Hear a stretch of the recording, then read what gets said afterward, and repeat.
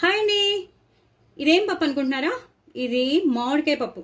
అది కూడా మామిడికాయ పప్పుని ఎలా చేశాను అనుకుంటున్నారా? ఇది మన సీజనల్ గా ఒరుగులతో చేసింది కాదండి, న్యాచురల్ గా కొత్త మామిడికాయతో, పుల్లని మామిడికాయతో చేసిన మామిడికాయ పప్పు. అది కూడా టెంకలు వేసి, నేను టెంకలు వేసానండి. ఇదిగో టెంకతో వేశాను.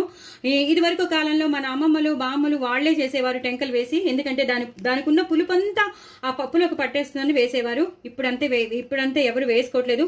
బట్ నేను మళ్ళీ అది తీసుకొచ్చేసాను. అలా వేసుకుంటే చాలా బాగుంటుందని అన్నంలో సారీ అండి, అన్నంలో తింటూ ఉంటే అది దానికి ఉన్న రసం అంతా మనం చేతితో లాక్కుంటూ ఉంటే మాత్రం అదిరిపోతుంది. నేను ఇలా చెప్తున్నానని కాదు, నిజంగా అలాగే మొత్తం అంతా ఆ టెంకనంతా ఊడ్చుకుని తింటాం అనమాట. అంత దానికి ఉన్న రసం అంతా మనం చేతితో ఊడ్చుకుని తింటాం.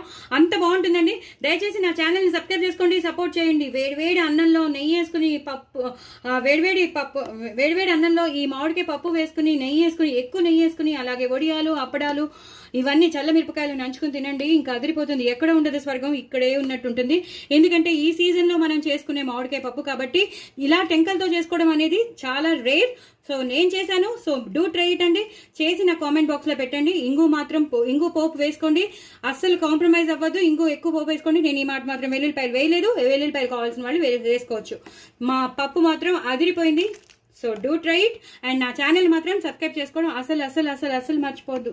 వెరీ వెరీ టేస్టీ మామిడికాయ టెంకతో చాలా బాగుంటుంది. డూ ట్రై ఇట్ అండి. బాయ్ అండి.